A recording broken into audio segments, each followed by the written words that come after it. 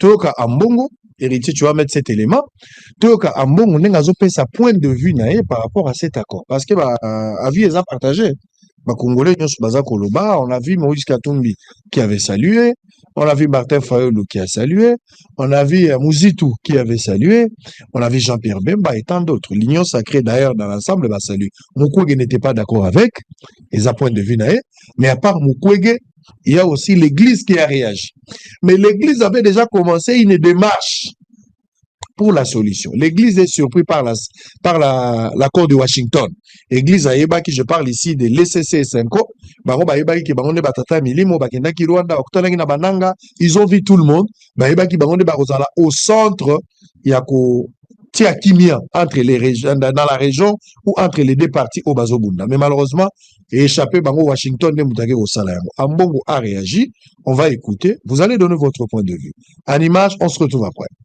L'archevêque métropolitain de Kinshasa, le cardinal Fridolin Ambongo, demeure dans sa posture critique de tout ce qui ne marchait pas dans son pays. Lors de la conférence de presse de présentation du document préparatoire des églises d'Asie, d'Afrique et d'Amérique latine en prélude de la COP30, le cardinal Fridolin Ambongo a lancé un cri pour que le monde revienne à la notion de la dignité de l'être humain, car d'après lui, l'Afrique n'est pas un continent pauvre, mais plutôt un continent pillé et vandalisé. L'Afrique n'est pas un continent pauvre, comme on le dit souvent, mais c'est plutôt un continent pillé, un continent saccagé, vandalisé.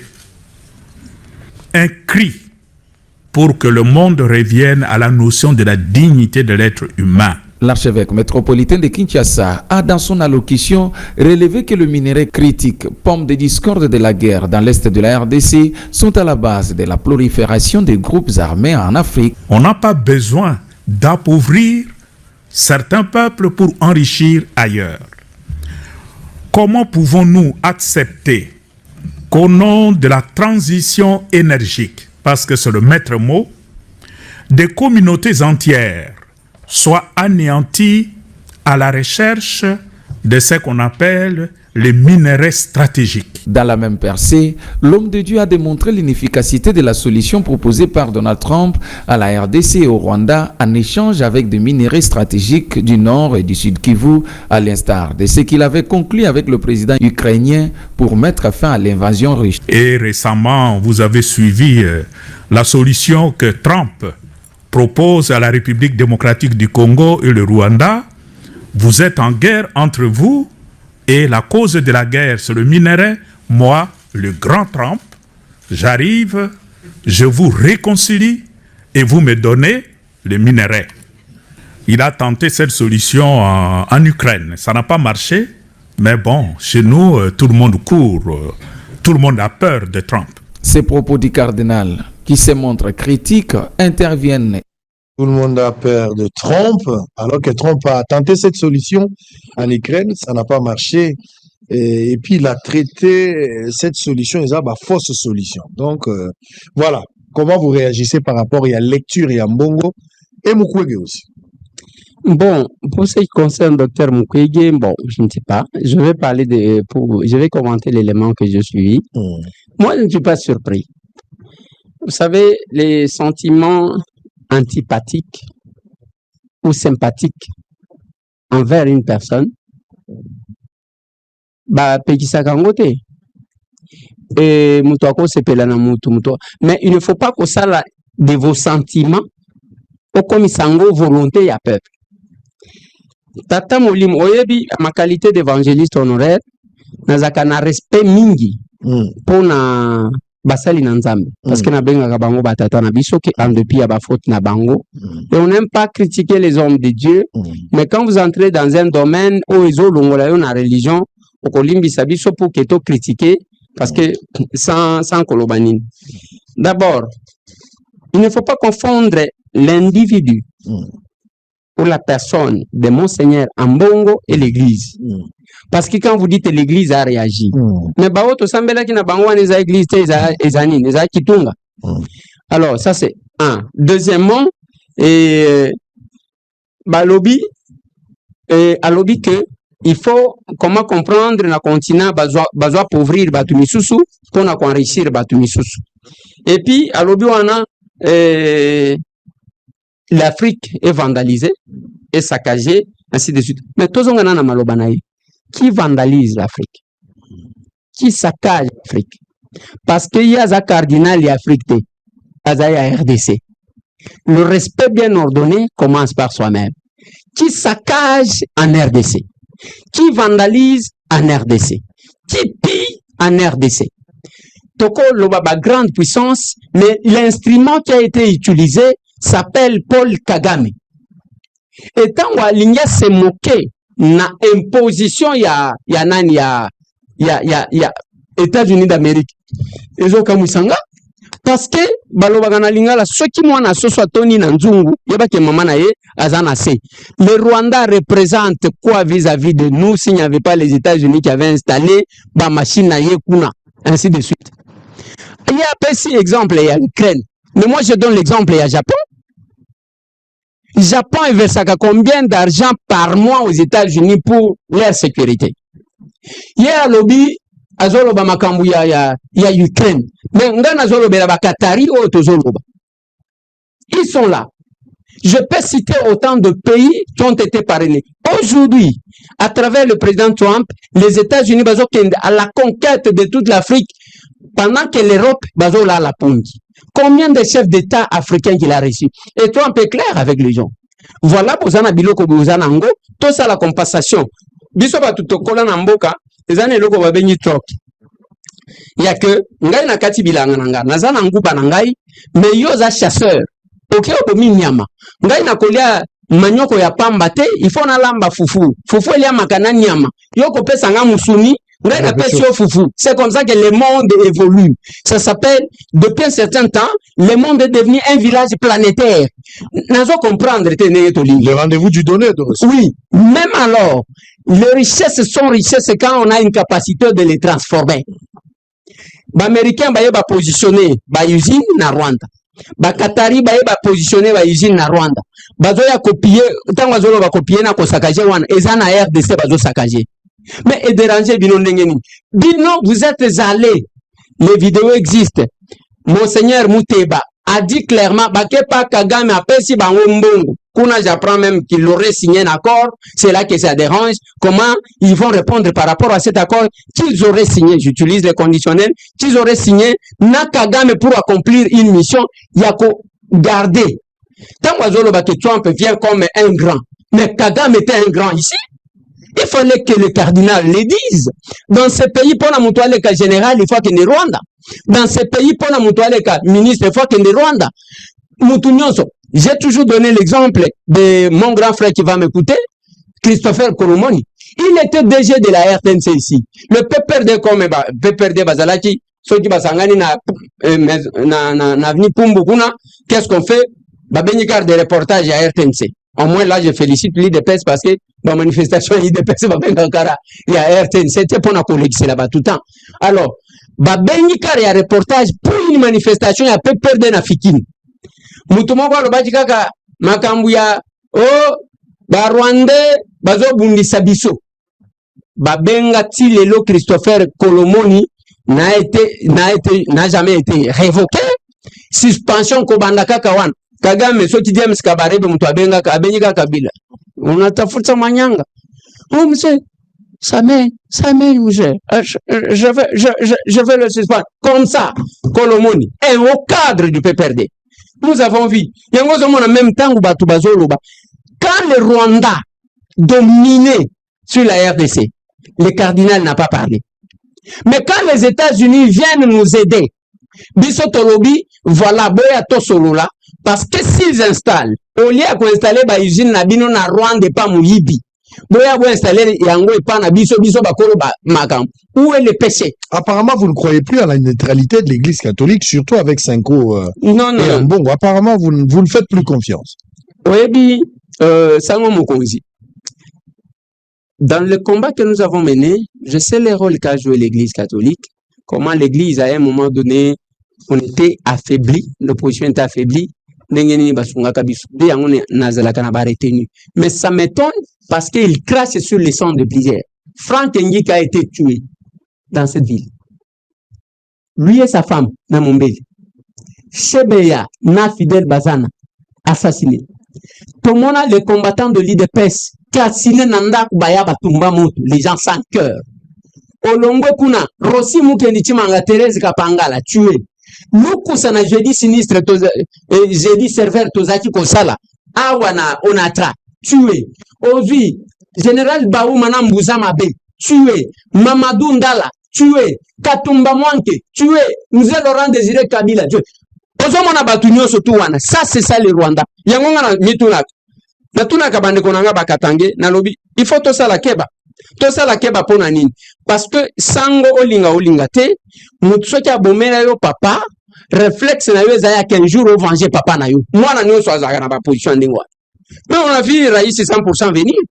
Tant que Raïs 100% aye koya, mbala moko, tous les proches de nous pembenisés. Acte na ya liboso yango. Tous les proches, Ozagina Mze, Mupanzi, Balobaka tel père, tel fils. Toutes les initiatives, il y a Mouze Laurent Désiré Kabila, service national, Nazo Salué Général Kassongo Kabouit, qui est là. Abomi Yango. Construction, marché, marché Liberté, marché Lusonganana, c'était tout un projet. Nyonso, à la Lissi Yango. Construction, nouvelle cité. Nengo Moni cité, Salan Yasnel, côté ya CPA, à la Lissi Yango. Atikali, Bamakambu ya bazona banini, tout, il a mis de côté. Je me pose la question, tout ce qu'il a fait au Katanga, nous Laurent Désiré Kabila aimait beaucoup les Katangais. Tout ce qu'il a fait à Katakata, il a divisé les Katanga. Tout en divisant les Katanga pour assurer, diviser pour mieux régner, pour assurer son leadership, na Katanga, abandi koza tous les leaders Katanga, tindi bangon exil, ba Joseph Mukongubila. Ba Katumbi oyo nazo comprendre te, Mutumobimba depuis s'engager na politique yo musala na yoko kimaka sunze mbangu su Joseph mbangu su Félix oyo aramené yo ao mbangu ce qui ozo koka pression te kende ko sala na yo magamusu. Maintenant il y a beaucoup de conséquences et sur le foot et sur makamunios ça pose problème. Je supporte pas le stress. Je supporte pas le stress. Papa ezako supporter stress ndenge est-ce que mutu yo politicien vraiment cause à la ndengwa Christian Mondo azali azamu ensemble atena kaba propos moko okongimate akimate. Chungwa Kumuanza s'était opposé à lui Kabila. Nakatanga. Akimate. Tozo batunyo soeza la ba mukeba ibanani. Bakota ka ba prison mutu abimi. Biso nyo so dokota ba prison. Yosko ko banga ya modèle ninyo. Kende ko sala ba faire na yo parce que ça les met en difficulté. Qu'est-ce la va faire na ye et ça la nin tout ça pose problème. Moi je pense à mon humble avis que quelque part là il faut qu'on y ait qu'est-ce que nous avons besoin et qu'est-ce que nous voyons. En ce qui concerne la confiance, vous n'avez plus confiance dans l'église. Église, si qu'on généralise, il ne faut pas coller l'église aux individus. Parce que tu as ça là, culte et amounen avec les serviteurs de Dieu. Mais il y a les individus qui ont un sentiment antipathique. Le geste du chef de l'État congolais est perçu comme une manœuvre sans sincérité. Là, selon Bertrand Bissimo. Pendant que Délice Sanga, Zoba, Azo Zouango a interprété autrement. Ba Claude Louba, na lobi na bino, Tozala Batomaye l'été en opposition. Discours, il y a 18 minutes. Et quand il se trouble dans la mitoa bato. C'est que dit Tikaro, Ozonyo Kola Bisso. Bangi, Bambigueuse. Tel la terme. Abandi Koloba atiki kotanga papier. Voilà esa inspiration. Na ebite soki fumuki mbangu nda kotakiye ou bien kimpa vite nda kotakiye. Comment quelqu'un qui lisait le discours et comme Sika Moussou Sakangi, Abandi Koloba na Kagame, il s'adressait maintenant à Paul Kagame. Il s'adressait à Paul Kagame. Il s'adressait maintenant à Paul Kagame. Kagame, Naïna Yonde Toza solution. Donc, le chef de l'État a épargné directement, il a écarté directement les M23 pour leur dire que Makamboyo, Binoto et Bibinote. Il a écarté les M23. Il a écarté. Donc, à Baby Signonso, Namakambo Bassang, tout et Baby. Ma belle, je vais quitter. Botali Kagame. Kagame a lobby, Batalika. A lobby, Batalika. Tout ça, le système va jouer. Au provoquer adversaire pour m'appeler ça un carton rouge. Abima. Azadi n'était na kata terrain. Azadi n'était na kata terrain. On a provoqué l'adversaire et tu comprends que l'adversaire a zalembele. Comment adversaire sur place à autres tuitem balamoko. On est à ton vide. Botika sala makele le boy. Mais à la fin de compte, pour gagner Paris, Nabi Simino, c'était très important ce forum. Ba président presque Nyonso Afrique Bazalaki. Baramafosa Bazalaki, Lorenzo Bazalaki. J'espère que vous avez vu comment les chefs de l'État, il les a rendus hommage. Batie Kagame mena Union européenne devant les responsabilités. Ça dit Tshisekedi Ate Bango devant fait accompli. Devant fait accompli. Il les a mis devant fait accompli. Ah non, Moukwa Tombolo. André Flower Leli a lobby, ça, c'est la haute politique. Alors, il y a un discours na loba. Maintenant, c'est la réponse à Kagame. À Kangi. Abi ngana yaki na discours moussous. Maintenant, c'est là. Quel était maintenant le piège? Je vais expliquer le piège. Le Kola Mukondambo Kaboye qui déjà makambu ya États-Unis. Comment est déjà qu'on diabolise Mukondamboka. Kenda qui et pesa qui na bisusu. Moi muke Rwanda avantage à makambu belé sur le plan diplomatique. Kenda déjà ko ebisa Donald Trump le moni. Mutazo bloquer makambu nyonso yewana. Tozo senge dialogue alingité. To signer to komi na suka alingité azo bloquer makambu. Alors babeli jusqu'au bande cause la soki discours tu sais que dans ce discours ya mabe Paul Kagame ngaro lo bana bango pomoni muto botela e mutema ya boya. Alors moi je vais vous servir, mais tu sais que du temps komi ba piona epe ba rana kati babi keba mukondambo ka piège ezana eloko oye bien ngo ke Kagame ezumbula mo ebele avec la Belgique, parce qu'elle n'a pas de relation diplomatique avec la Belgique. Mais Moni Kagame, ils ont balé. On veut te piéger. Si on sali erreur dans le discours, on veut ici ma camounionso. C'est que la vanda, c'est qu'il y a besoin de bongo. Bango tende ba pesi c'est que maloba loba. Bango c'est que la sali discours na ye. Mais on le Kagame, on est qui pas vita, qui bambu, et Lumumba. Babaluki, tous ces esprits en a ayé. Il a improvisé, Bandeko. Il a improvisé. Dans le discours Rwanda, le chef de l'État a mis Paul Kagame responsable devant le monde entier. Dans le discours Rwanda, le chef de l'État a sali appel à la communauté internationale baluka solution de toute urgence. Nyonso et sangani na discours. Na discours Rwanda, le chef de l'État a démystifié les M23. Il a démystifié Maxime Prévost. Bandeko, pression et l'équipe. Donald Trump a plus loin à écarter Massad Bolos dans Maram Afrique. Pour qui na discours, le chef il a prôné sur le mystère de Donald Trump. Il s'appelle Wesley Black. C'est un ancien commando du Pentagone. Oyo, Donald Trump a dit Atindi Yakutana Tshisekedi, pas avec Kagame. Avec Yakutana Tshisekedi. Ils ont échangé. Namoni na compte moko boy. Ba Rwanda ba bio no Massad Bolos akutana gina Kabila et très bientôt Donald Trump akutana Kabila. Bande ko ngai. Kabila akutana Trump. Pour le problème nous n'a évité. Kabila, il est condamné à mort par un pays étant souverain. Ce qui va minimiser la condamnation à mort, il y a Kabila. Mais pourquoi Kabila a fui? Si les gens continuent de minimiser la condamnation à mort, il y a Kabila. Pourquoi Kabila a fui? Akimi Ponani. Bandeko. Lucie Tamli, ambassadrice américaine à Lobaki, les États-Unis se réjouissent parce que la République démocratique du Congo a zongé une souveraineté. Donald Trump na tribune des Nations Unies alobi la souveraineté d'un pays est négociable. Est-ce que les gens comprennent un peu la politique? Est-ce que les gens comprennent la politique? Message à Tshisekedi lobi eza message ya bombe atomique.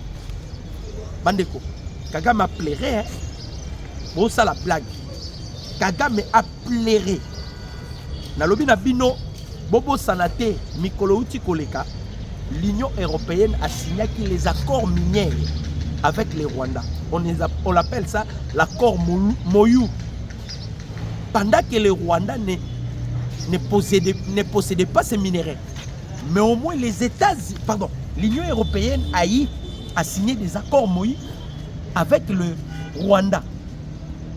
Grâce à Makelele Nabiso, l'Union européenne, il s'est retiré. À suspendre.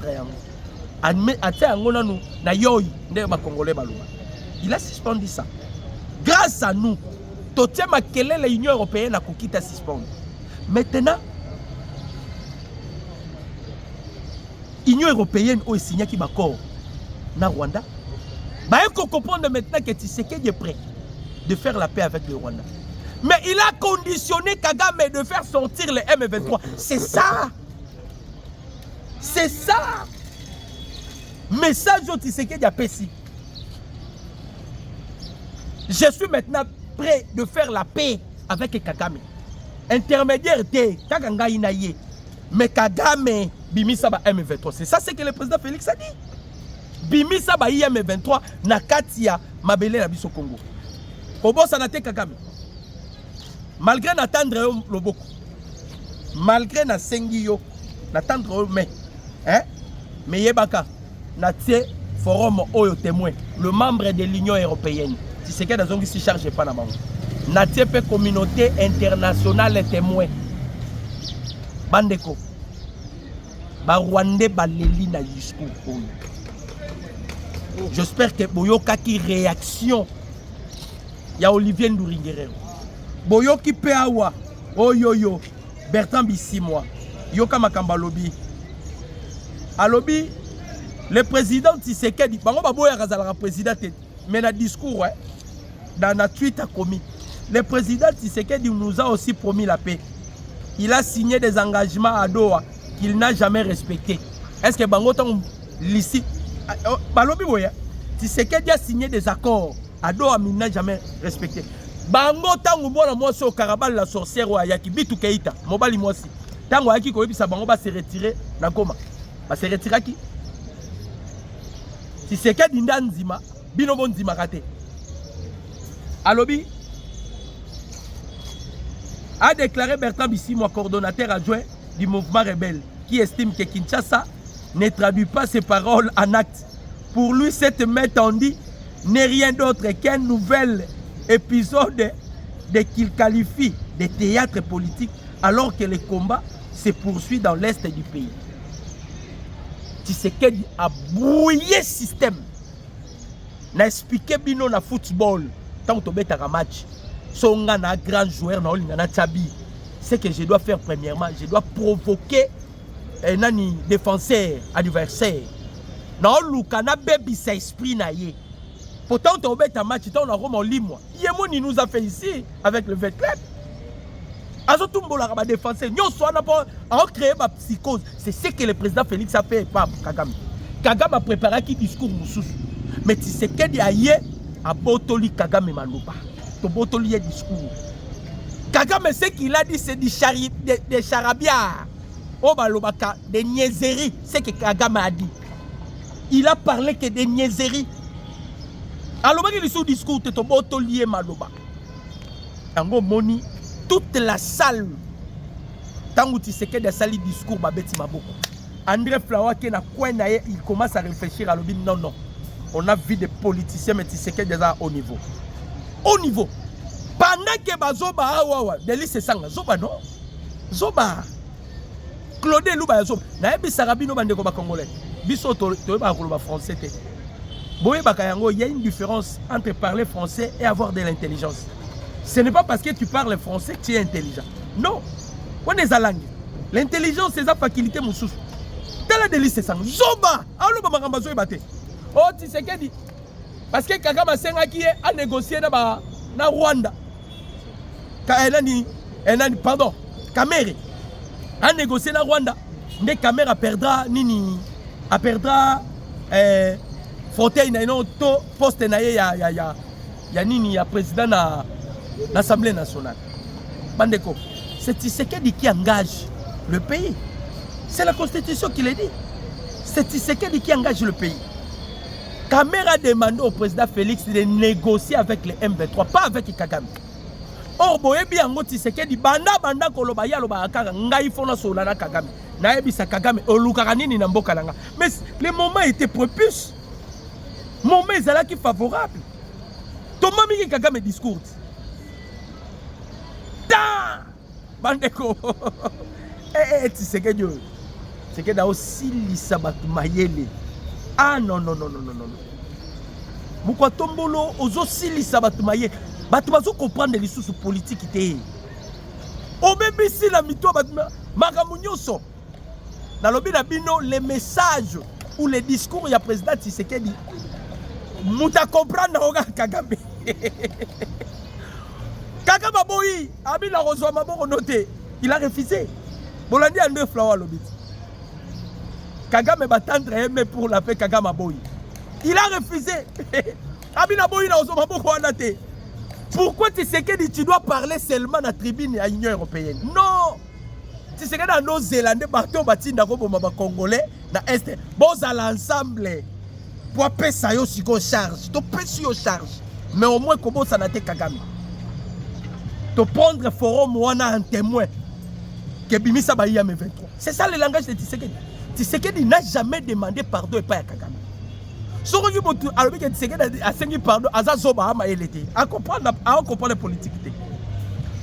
Si on peut demander pardon à une personne, on peut dire cher président, cher collègue ou homologue nangai na supplier yo to bongisa ngai na solola ba IAM 23 yo solola na ba AFC comme ça nyonso kana kimia. C'est par là vous pouvez dire que Tshisekedi a sengi pardon. Mais quand Tshisekedi dit que n'attendre yo maboko, mais yo peut ça hors de ba M23. Babima. Bandeko. Aïe. Ngai nazo somba carnet à munene. À chaque fois Tshisekedi dans ndoloba, ngala ko mozo na ngaka ko pona monique. To eba na biso politique té. Après ça biso politique. Après ça biso politique pour akomi le rôle à papa ne soit lobby likambu so za zoba. Dans la délice, nazo zongi la délice sang. Maman nazoba. Ah, comment opposition bozanga mayele boy. Tshisekedi le discours que Tshisekedi a fait, bon moni sika mo Tshisekedi a sengi Kagame pardon. Discours a zongi si responsabilité na maboko Kagame. Bobo sanate ba ko déjà koloba que Tshisekedi nazo bloquer nyoso. Aboyi tala la preuve. Tonito signé makambu ya États-Unis kuna Tshisekedi abo bande ko simbisa derrière Tshisekedi tout avec le piège au l'Union européenne préparé. Tango ba monika Tshisekedi aye alongoli piège ba beti maboko. Na tuni bino question. Bola kisanga sika mundele moko tant Kagame azolo ba abeti maboko. Ba comprendre que discours ya Kagame za fontaine, ya ba amitié. Tshisekedi a montré la grandeur. A démystifier Kagame. Donc, n'est-ce pas sa minute moukié? Abimisi Kagame moi la moukié. Bon, Nazoloba, malgré qu'il a tendu la main, les Blackwater vont continuer au salle de déploiement. Je mets ces forums en témoin. Je mets aussi la communauté internationale en témoin. Dans d'autres langues, quand je vais frapper, que le monde ne m'acquise pas. C'est ça le langage que le président Tshisekedi a utilisé. N'a expliqué bino. Le but est forum. L'Union européenne va se rendre compte qu'elle va perdre crédibilité en Afrique pour recréer la guerre. La Chine a eu la longueur d'onde et pas la banque. A vu avantage à ma casse. Ils veulent maintenant se racheter. Voilà pourquoi va créer qui forum Wana. C'est ce qui a fait maintenant Donald Trump. Les États-Unis aussi se rendent compte que baza ba perdant nde ba oluka ba se racheter. Mais le seul pays où il faut servir ba minerai le plus rare au monde, c'est la République démocratique du Congo. Oh, l'Union européenne avait déjà signé des accords avec Paul Kagame. Na bisi bino pression na biso ne ba se retirer. Donald Trump maintenant, il avait délégué son émissaire à Zalaki Wana. Yango boyoka ki na discours mukonza boka zotanga lobi a félicité émissaire ya Donald Trump, a félicité le président américain. Ba solo lina chef de l'État en huis clos. En huis clos. Bandeko, au moni politique, air moro senga rappé sagesse. Et senga rappé niveau élevé. Les choses que le président Tshisekedi a fait, soki Kagame a boyi yango. Na ba papa ne batinda ke balobara devant tout le monde ba yebisa ki yo a batendre le bo oboyi. Maintenant vous allez faire la guerre. Les chefs de l'État attendent Angola, attendent en Afrique du Sud. Bokeba. Ce sont les deux pays où Mukondamboka va voyager à consulter. Abombi carte majeure nae, vous le connaissez non? Evariste Ndashimi, Burundi, Abombi. Atangaki Tanzanie, atangaki na Malawi, bato ba équipé ba sunga biso pour na makambo kaka ya crise ya est. Mais au moins le président Tshisekedi atiena yo zolanda ngai congolais. Na Rwanda zolanda balanda biso atie bino témoin que n'attendre mais na ngai pa Kagame devant tout le monde.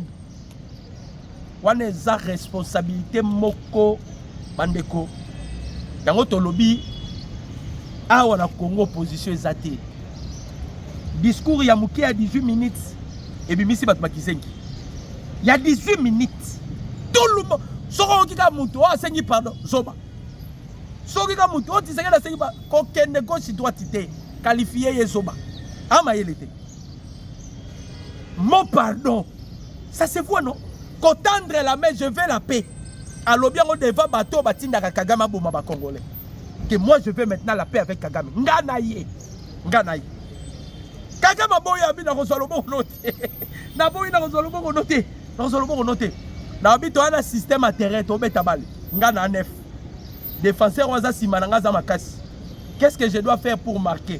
Faut na bana ko provoquer. Na bungi saye makanisi. Na koti saye bambilinga mbili.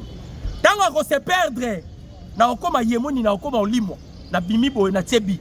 Na bimi boye na tsebi parce que il est déjà se perdre. Bandeko Kagame il a été déjà donc azala qui perdu. Yango bomoni asali discours etengami. Tolobara yango si tu vas affronter Tshisekedi bandeko préparez ba cartouche. Préparez ba cartouche. Ceux qui ont préparé ma cartouche, ils ont aussi ma touche. Dans la touche, dans le lobby, je vais 18 millions d'euros pour la Bisso. 95 millions pour la Rwandais. Pour vous dire que longueur donne. Le forum Mouane est très important. Voilà pourquoi les chefs de l'État, ils ont aussi en profité dans le forum Mouane à Betaka Manouki. À Beti Manouki. Il devient maintenant l'acteur. Les Français ont l'analyse, balobi. Ah! Mais tipo yo, mouton ko compliqué mon kili. A compliqué mon kili. Baoloba mouton ko compliqué mon kili. Au juste. Qu'est-ce que tu sais qu'il veut dire? Voilà ma français. Bazongi sima. Ah! A piéger Kagame te. Baromo bazoloba. Bazongi le sou bazongi. Non. Apparemment on dirait l'ingé kimia. Mais il vient de signer des accords avec les Black Water. Mais Moutou a tigé confusion totale. Bon, ça la politique. Mon numéro c'est plus 243 89 63 95 965. Torozon a l'issue soit on peut savoir un éclaircissement parce qu'on doit parler aussi dans Maramboya Est et les cas qui l'ont. Mais avec étape plutôt émission Moussous. En tout cas, merci, que Dieu vous bénisse. Que Dieu bénisse notre beau pays. Que Dieu bénisse le président de la République.